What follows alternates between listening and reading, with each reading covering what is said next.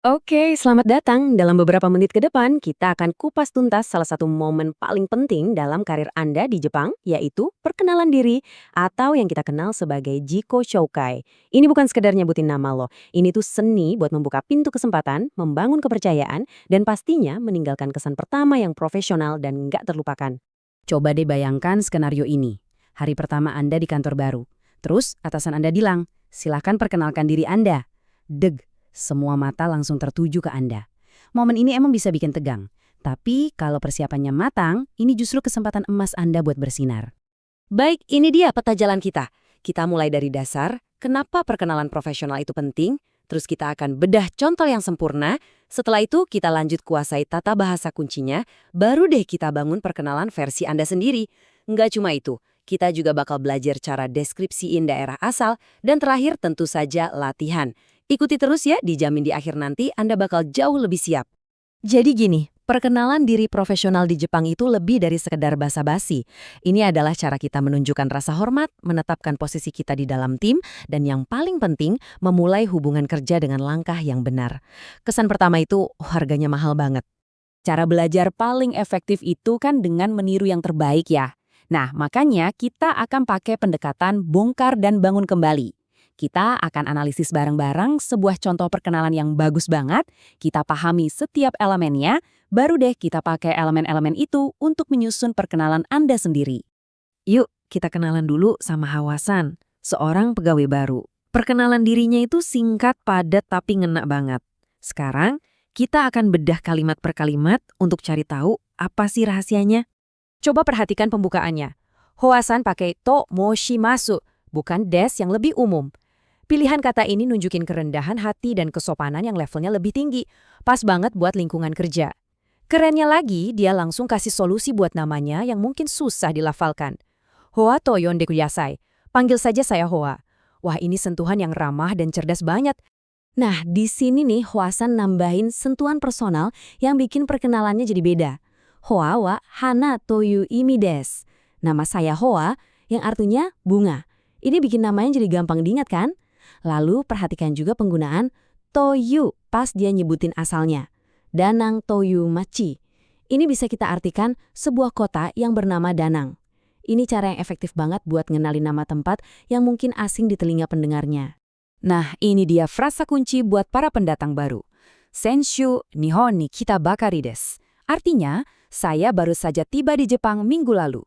Ungkapan Senshu Nihon ni kita bakari desu ini dengan jelas ngasih tahu kalau Anda baru banget sampai, yang secara nggak langsung juga bikin rekan kerja lebih maklum sama proses adaptasi Anda. Dan ini dia penutup wajibnya. Dozo yoroshiku onegai itashimasu. Itu penting banget. Artinya lebih dalam dari sekedar senang bertemu denganmu. Ini nunjukin antusiasme Anda buat kerja bareng dan membangun hubungan baik ke depannya. Ini adalah tanda hormat yang mutlak diperlukan di dunia kerja Jepang.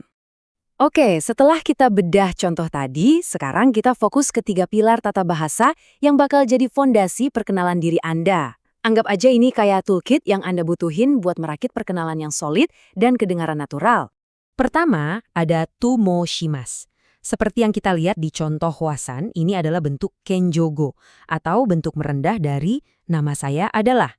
Kalau Anda pakai ini pas pertama kali kenalan, itu nunjukin kalau Anda punya tingkat kesopanan dan kesadaran profesional yang tinggi. Intinya, pakai ini pas perkenalan pertama di situasi formal.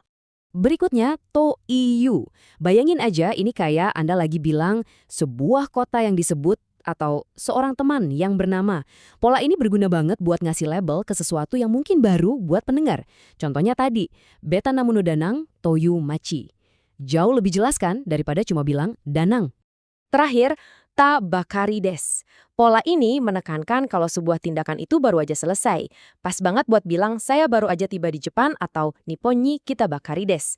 Ini ngasih konteks waktu yang penting dengan cara yang ringkas. Oke, kita udah punya semua bahannya, toolkitnya juga udah siap. Sekarang, giliran Anda. Yuk kita beralih dari sekedar analisis ke proses kreasi. Kita akan bangun perkenalan diri Anda sendiri, selangkah demi selangkah. Eits, tenang aja, Anda nggak perlu mulai dari nol kok.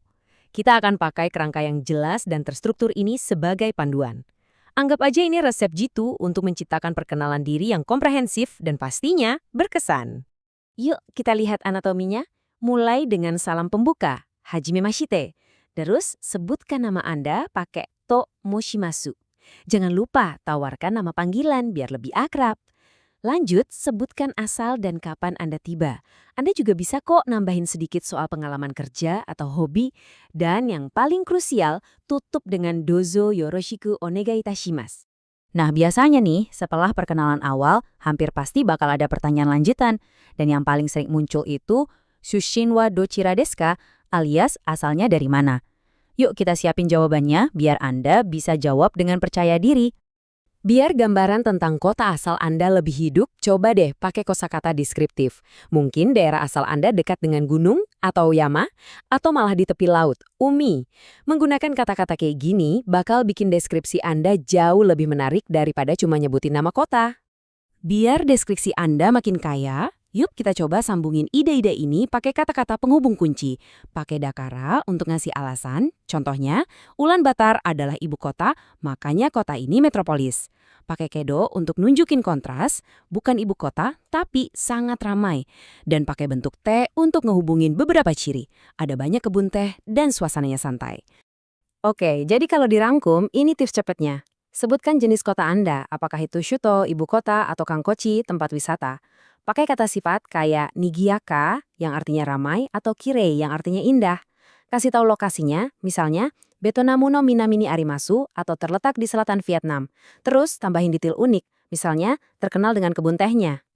Mungkin ini semua kedengarannya cuma detail-detail kecil ya, tapi jangan salah, dampaknya itu besar banget. Berbagai studi komunikasi profesional nunjukin kalau perkenalan diri yang terstruktur dan disampaikan dengan pede, itu bisa ningkatin kesan pertama yang positif sampai 80%. Jadi, ini bukan cuma soal tata bahasa, ini investasi strategis buat karir Anda. Pengetahuan itu kalau nggak dipraktekkan, ya cuma jadi teori aja. Kunci untuk benar-benar menguasai Jiko Shokai adalah dengan langsung mencobanya. Jadi yuk kita terapkan apa yang udah kita pelajari hari ini. Oke, ini tantangan buat Anda. Sekarang juga, coba ambil pulpen dan kertas atau buka aja notes di HP Anda.